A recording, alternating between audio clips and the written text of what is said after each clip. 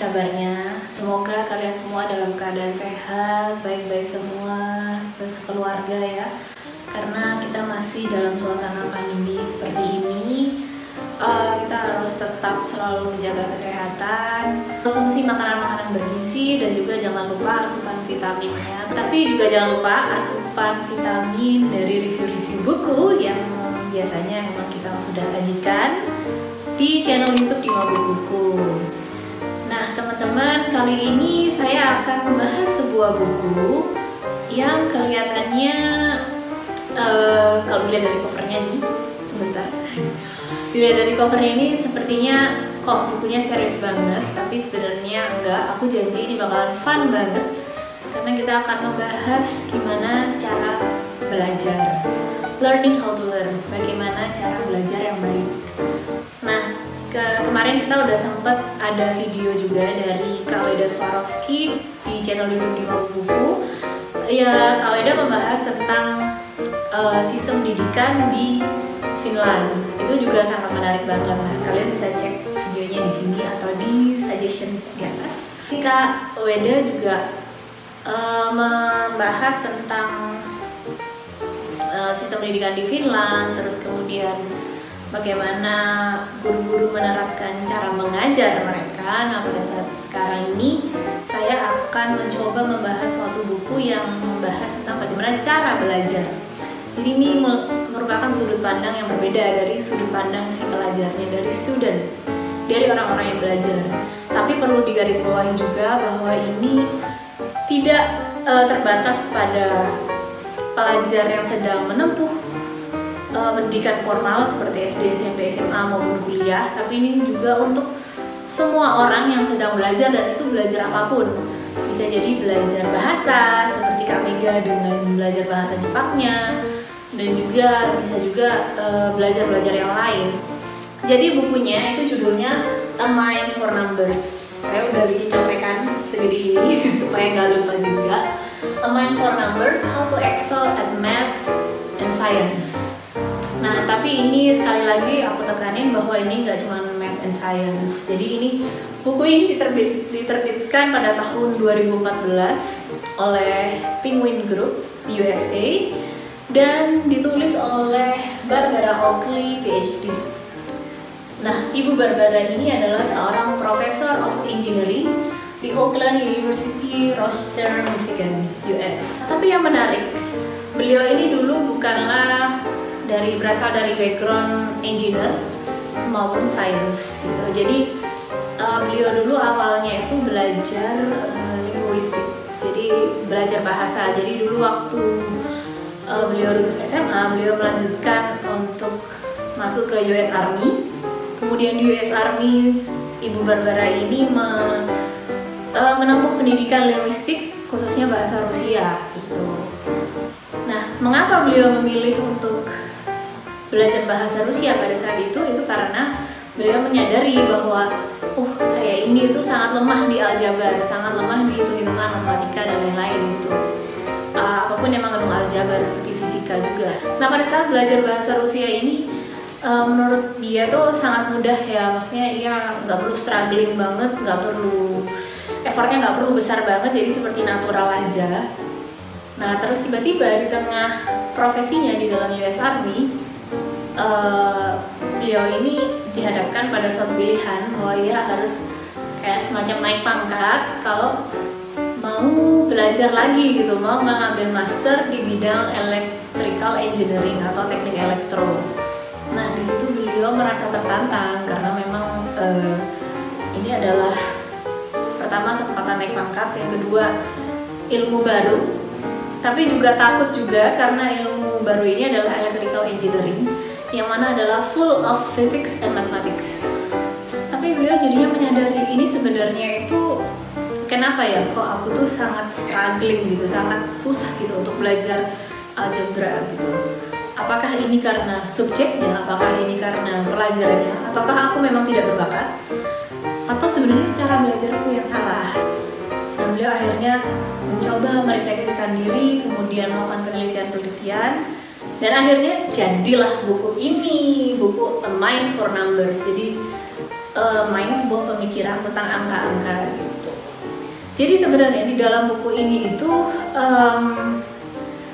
tidak membahas tentang sisi matematikanya atau aljabarnya gitu ya. Ini membahas tentang metode belajar, terutama belajar matematika atau aljabar atau fisika yang baik dan benar. Barbara itu juga udah membuat course di Coursera. Jadi kalian bisa ke coursera.com dan juga course-nya itu namanya Learning How to Learn. Belajar, caranya belajar. Nah, course ini tuh gratis, 100% gratis di Coursera, dan juga kalian bisa ada exercise-nya gitu. Dan juga di Coursera ini Barbara Oakley juga ada sebagai instruktur dan dia juga ada co-instruktur namanya Dr. Terence Senowski. Beliau ini ahli di bidang neural network yang sedang melakukan riset di bidang itu, kemudian ada juga computational neuroscience. Jadi di course ini akan dibahas selain daripada teori-teori cara belajar, juga disambungin ke neuroscience gitu. Disambungin ke apa sih yang sebenarnya terjadi di dalam otak kita pada saat kita belajar. Apa yang terjadi ketika kita menunda-nunda pekerjaan contohnya. Apa yang terjadi ketika kita terlalu stres karena berjam-jam ngadepin soal yang sulit dan lain-lain. Mau tahu seperti apa? Oke, kita langsung bahas aja ya. Jadi yang pertama, di situ akan dijelaskan what is learning. Sebenarnya belajar itu apa sih? Apa sih yang terjadi ketika kita belajar gitu kan? Jadi Barbara Oakley di situ bersama dengan Dr. Terence Senowski itu menjelaskan bahwa ada dua mode di dalam otak kita sebenarnya pada saat belajar, yaitu focus mode sama diffuse mode. Jadi mode fokus dan mode diffuse gitu ya. Mode fokus nih gampang dipahami ya. Jadi mode fokus itu seperti saat kita fokus menyelesaikan problema atau masalah-masalah kalkulus atau fisika atau dan lain-lain, atau dalam bahasa itu contohnya merangkai kata dengan tenses kalau bahasa Inggris contohnya kayak gitu. Nah itu kita perlu fokus untuk benar-benar nggak ada distraksi dan fokus ngadepin soal itu gitu kan. Kemudian diffuse mode itu sebenarnya kebalikannya, mode relax gitu. Jadi mode dimana kita pengen nggak mikirin apa-apa lah, pengen relax, pengen kosong gitulah gitu intinya. Jadi dalam belajar itu sebenarnya yang bagus tuh kita mengcombine atau menggabungkan kedua mode ini, antara focus mode sama diffuse mode gitu. Seperti apa sih contohnya di course di Coursera dan juga di bukunya ini juga dijelaskan. Focus mode tuh contohnya yaitu tadi ya, saat kita fokus gak ada distraksi. Contohnya nih, kita lagi nyelesain suatu problema kalkulus, kemudian kita stuck. Selama 20 menit kita fokus di situ tapi nggak ketemu nih jalan keluarnya itu seperti apa sih. Atau mungkin kalau teman-teman yang programmer gitu ya, karena background saya kan IT, sempat programming juga. Jadi misalkan kita lagi coding terus tahu-tahu error, terus nyariin yang namanya errornya itu di mana dan solusinya apa, itu kan justru lebih lama daripada coding dari awal gitu biasanya. Nah itu disarankan di sini bahwa kita itu harus ada mode relaxnya, ada mode diffuse. Nah di sini tuh disarankan bahwa tiap 20 menit sekali kita tuh harus ada relaxnya gitu. Jadi ketika kita belajar sesuatu 20 menit kita bisa fokus banget, kemudian kita bisa relax. Nah relaxnya tuh bisa ngapain aja. Jadi contohnya relaxnya tuh bisa sambil masak, misalkan kita 20 menit nih kerja coding, atau mungkin ada yang pas fokusnya tuh pas bisa 30 menit, 40 menit atau 1 jam gitu. Kita hendaknya itu mengalokasikan waktu untuk relax. Relaxnya bisa masak contohnya, atau mandi, showering. Showering itu juga terbukti sangat-sangat mendatangkan inspirasi, ilham, wahyu dan lain-lain. Bisa juga showering, terus atau jalan-jalan, atau mungkin bikin kopi, bisa juga. Ya pokoknya sesuatu yang jauh berbeda. Sebaiknya kita nggak ngelihat dulu problem itu dalam jangka waktu tertentu gitu untuk bisa relax. Nah sebenarnya apa sih yang terjadi pada saat kita relax tuh? Apa sih yang terjadi di kepala kita gitu? Sebenarnya di alam bawah sadar kita itu kita juga tetap memikirkan problema yang kita baru temuin barusan gitu. Jadi saat relax beberapa menit itu kita nggak completely kosong gitu otaknya, enggak. Jadi kita tetap memikirkan gimana sih solusinya yang tadi itu barusan gitu, tanpa kita sadari gitu. Bisa juga relax ini dengan cara tidur, dan itu sempat kejadian sering banget di saya sendiri juga waktu dulu zaman kuliah, ngerjain tugas programming malam-malam, coding gitu, terus habis itu error, terus lama banget nggak nemu solusinya gimana. Kadang kayak ngabisin sejam, 2 jam, 3 jam, 4 jam buat mencari tahu errornya apa, terus solusinya apa. Itu juga akhirnya ya udahlah, tinggal tidur dulu aja karena udah jam 3, jam 2 pagi kayak gitu. Justru pas bangun paginya itu malah oh ternyata solusinya tuh gini aja ya. Saat kita buka lagi laptop terus kita lihat, oh ternyata solusinya seperti ini gitu. Atau bahkan datang juga solusinya di mimpi gitu. Itu sering banget. Jadi saat kita tidur pun sebenarnya alam bawah sadar kita tuh tetap berpikir, tetap membantu otak pemikir kita untuk mencari solusi, cuman dari sudut pandang yang lain. Jadi ibarat kata selama fokus 1 jam 2 jam itu kita cuman melihat masalah dari sini nih. Kemudian pada saat kita relax kita bisa lihat dari sisi ini, bahkan helikopter view dari atas gitu. Dan itu bisa lebih mudah mengidentifikasi sebenarnya masalahnya di mana dan solusinya apa gitu. Jadi buat teman-teman, relax itu penting banget. Ada pepatah atau entahlah siapa ini yang mengatakan work hard, play hard. Itu benar banget sebenarnya. Jadi ketika kita kerja keras kita juga harus relax gitu. Jadi harus tetap melakukan apa yang kita suka sebagai mode relaxing kita, sebagai diffuse mode kita. Karena itu sebenarnya membantu dalam pekerjaan kita juga, dan juga menghindarkan stres gitu. Kemudian di buku ini dan juga di kursusnya itu, di Coursera itu juga membahas yang namanya procrastination atau menunda-nunda pekerjaan gitu.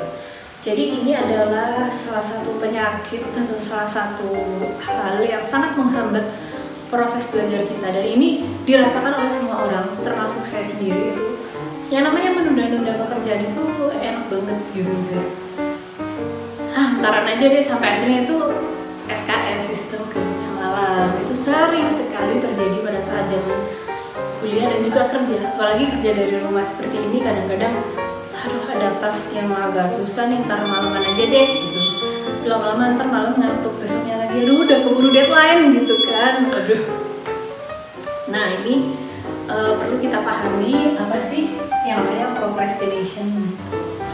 Procrastination itu di sana dibahas tentang habits dan juga bagaimana menghindari procrastination atau menunda-nunda pekerjaan.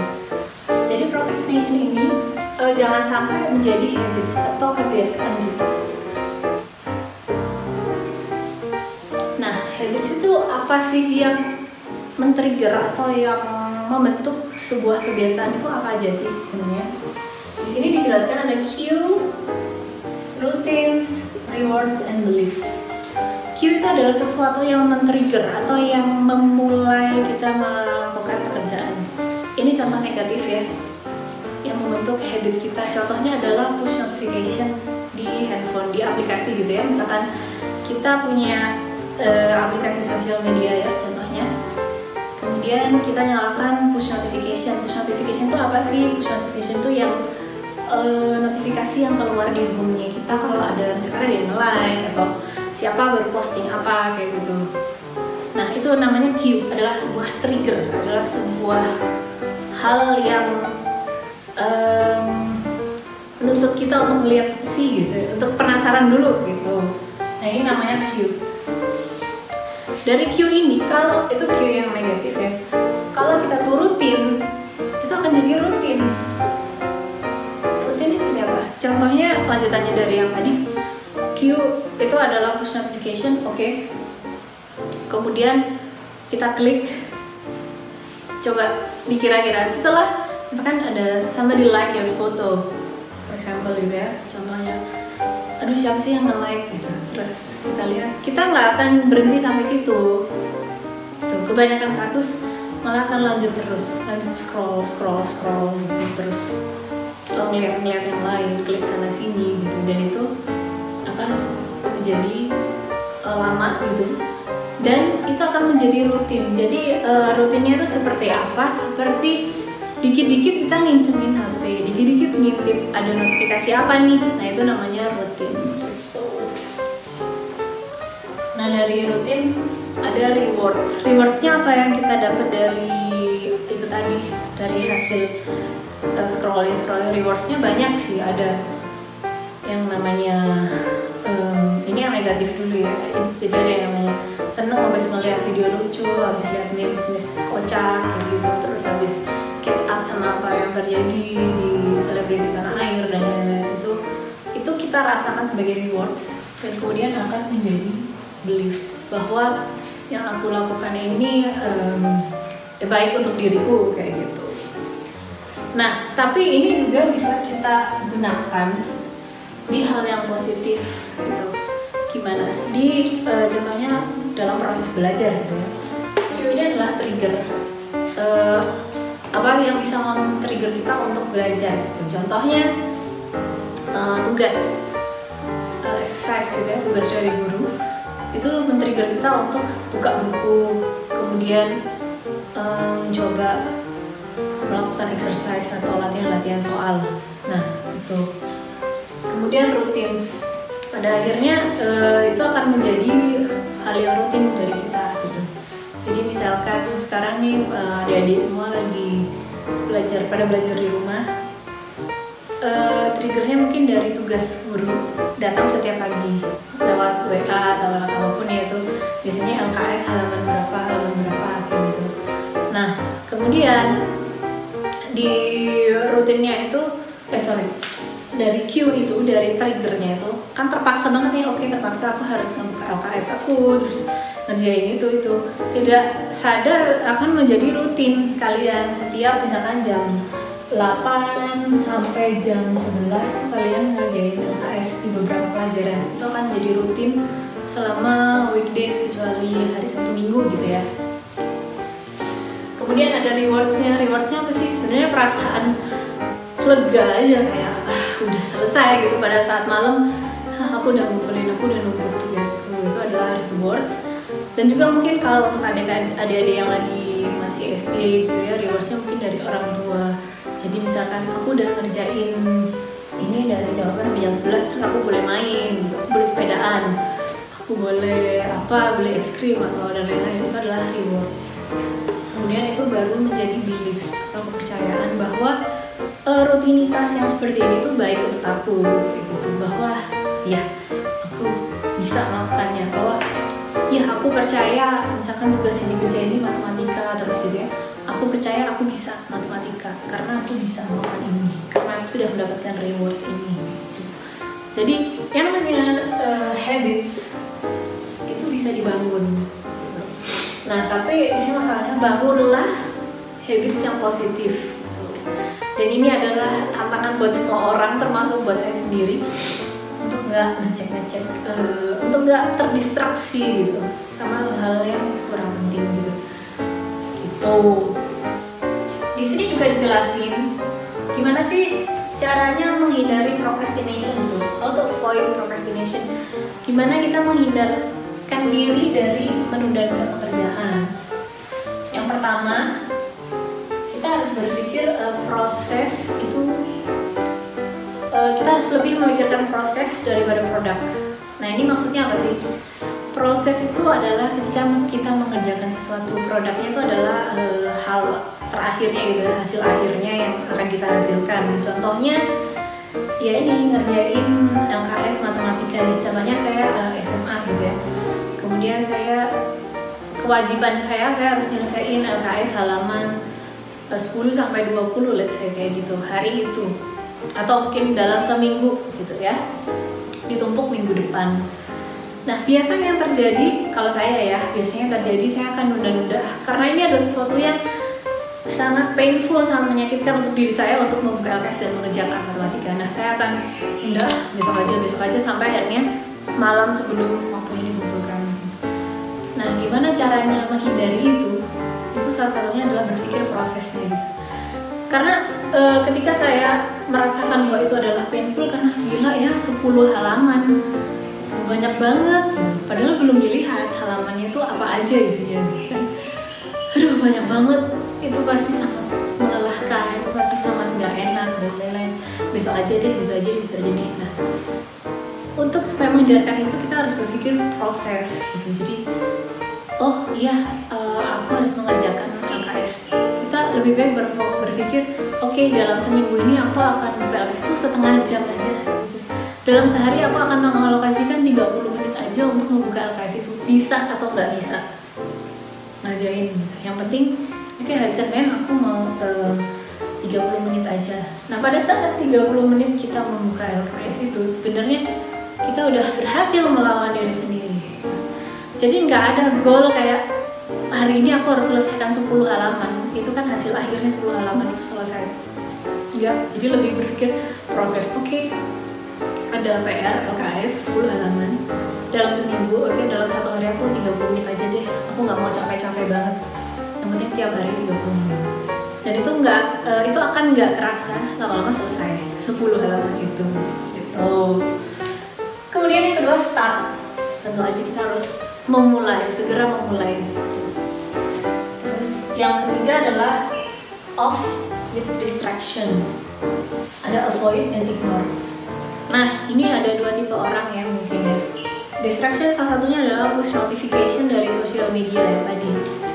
Kita bisa menghindarkan itu atau mengignore itu maksudnya udahlah biarin aja gitu. Jadi opsi pertama, ini untuk kasus push notification ya, kita tetap punya push notification di HP, tapi kita ignore aja, biarin aja, ntar aja.